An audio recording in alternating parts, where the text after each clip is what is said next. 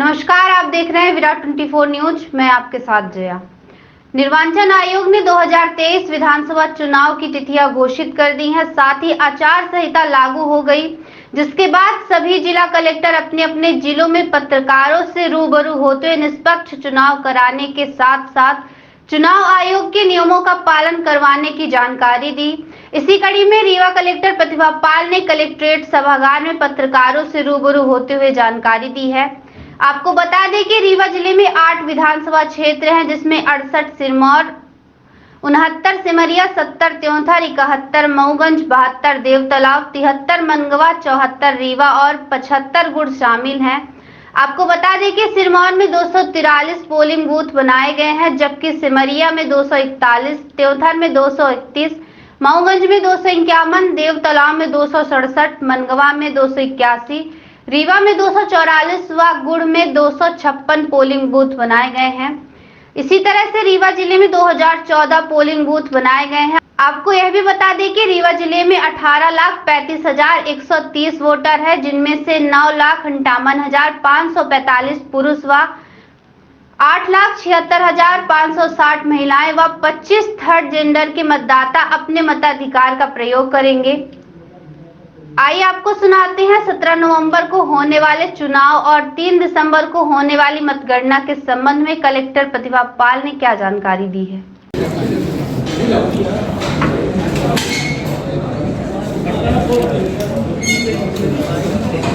जी madam. क्योंकि आज से मध्य प्रदेश में विधानसभा निर्वाचन में जो चुनाव की घोषणा है वो निर्वाचन आयोग द्वारा कर दी गई है और इसी की घोषणा के साथ में जो आचार संहिता है वो सक्रिय हो गई है। अगर मैं रीवा जिले की बात करूँ तो अपने यहाँ सभी रीवा और मऊगंज दोनों जिलों की 8 विधानसभाओं का जो निर्वाचन है जिला निर्वाचन अधिकारी रहेंगे और अपनी 8 विधानसभाओं का जो निर्वाचन का शेड्यूल है वो मध्य प्रदेश के लिए जो निर्वाचन का शेड्यूल निर्वाचन आयोग ने जारी किया है वो उसी प्रकार से रहेगा। तो इसमें चूँकि आज से जो आचार संहिता प्रभावी हुई है उसके बाद में गजट नोटिफिकेशन की जो तारीख है वो 21 अक्टूबर की रखी गई है। नॉमिनेशन की जो लास्ट डेट है वो 30 अक्टूबर की है। स्क्रूटनी के लिए जो तारीख फाइनल की गई है वो 25 अक्टूबर की है और जो नॉमिनेशन वापस लेने की तारीख है वो 2 नवंबर की रहेगी। जो अपने यहाँ निर्वाचन जिस दिन पोलिंग होनी है उसका जो तारीख है वो 17 नवंबर है और डेट ऑफ काउंटिंग जो डिसाइड की गई वो 3 दिसंबर है। तो इस तरीके से पूरे जिले की 8 विधानसभाओं में ये शेड्यूल रहेगा।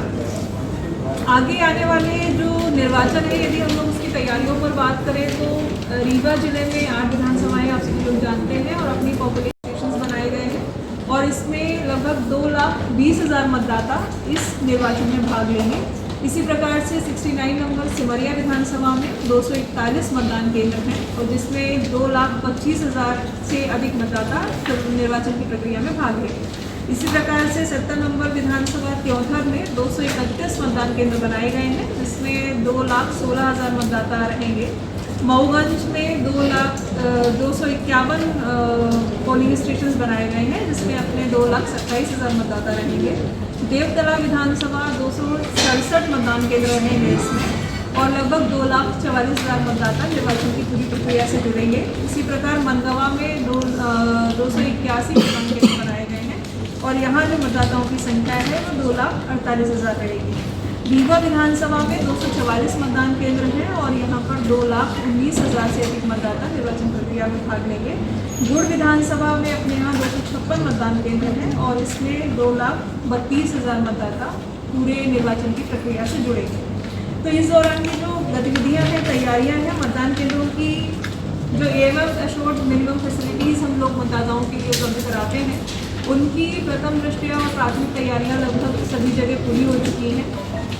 जो मतदान केंद्र रहेंगे उसमें सभी प्रकार के मतदाताओं के लिए मतदान केंद्र एक्सेसिबल रहे इसके लिए सभी जगह रैंप की व्यवस्था की गई है। रैंप के साथ में पानी पीने की व्यवस्था, छाया की व्यवस्था और टॉयलेट की व्यवस्था सभी मतदान केंद्रों में रहेगी।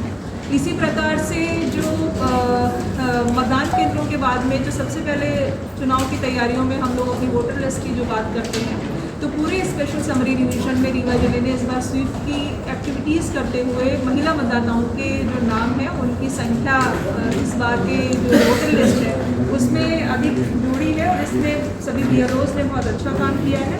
जो अपने यहाँ नए वोटर्स जुड़े हैं जो पहली बार मतदान की प्रक्रिया में भाग लेंगे, जो अभी मतदान केंद्र में किस तरह की व्यवस्था रहेगी? जहाँ पे अभी हाल ही में चुनाव हुए थे उसमें जहाँ कुछ जगह पे विवाद भी हुआ था, तो वहाँ पे कैसी व्यवस्था रहेगी? कानूनी व्यवस्था की दृष्टि से 2-3 स्तरीय जो काम जिला प्रशासन और पुलिस ने अब तक किए हैं, इसमें सबसे इम्पोर्टेंट ये था कि अपने यहाँ कोई भी पूर्व के वर्षों के यदि इलेक्शन ऑफेंसेस हुए हैं तो उन जगहों को, उन व्यक्तियों को और उन केसेस को हम लोगों ने प्रायोरिटी पे लिया हुआ है। और अपने यहाँ जो इलेक्शन ऑफेंसेस थे उनमें से कई सारे केस डिसाइड हुए हैं और उनमें जो अपराधी थे वो उनका कन्विक्शन भी हुआ है, तो उनको सजा भी हुई है। इसी प्रकार से जो क्रिटिकल और जो भी मतदान केंद्र रहेंगे अपने वल्नरेबल, उसकी भी सूची हमारे सेक्टर ऑफिसर्स, सेक्टर मैजिस्ट्रेट और पुलिस की जो टीम है RO के माध्यम से करेगी।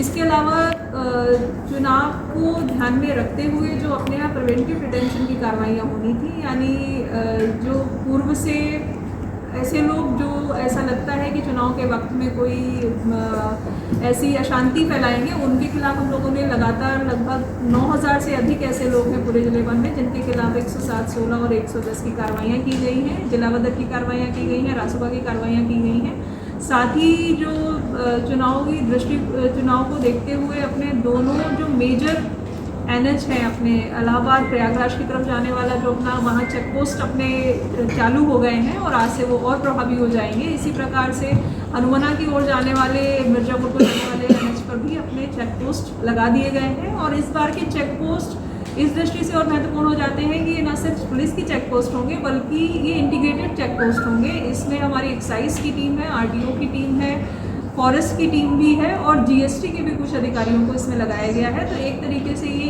एक नाका ऐसा होगा जिसमें सभी विभागों की टीम मौजूद रहेगी और जो भी स्क्रीनिंग होती है वो इन सभी विभागों के तय रूल्स हैं उनके अनुसार की जाएगी। तो इस तरीके से लॉ एंड ऑर्डर को लेकर के हम लोगों ने तैयारी की।